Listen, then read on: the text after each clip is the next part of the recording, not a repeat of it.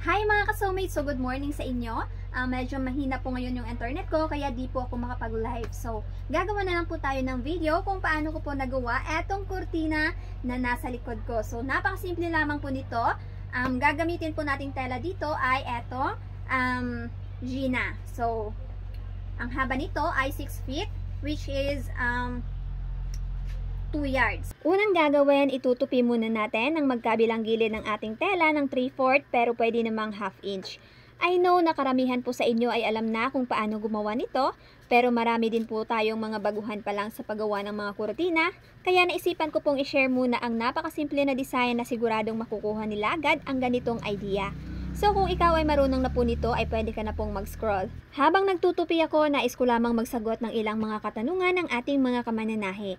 Unang tanong, saan daw mabibili ang tela? Sa panahon ngayon, di na po tayo mahihirapan sa pagbili ng mga tela dahil marami naman pong magagandang design online. Meron po sa Black App or Orange App. Ikaw na nga lang po ang bahalang mamili kung ano po ang kulay at design na magugustuhan mo. Pangalawang tanong, ano ang standard na sukat?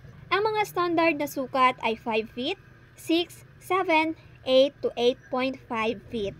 Depende po sa sukat ng inyong mga bintana pero kadalasan po na ginagamit sa bintana ay 5 to 6 feet.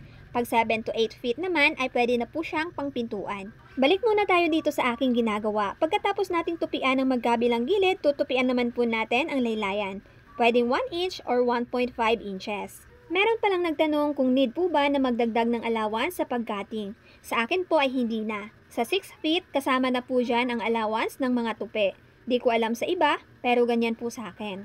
Matapos ang pagtupi ng laylayan, dito naman po tayo sa itaas na part ng magiging kurtina natin.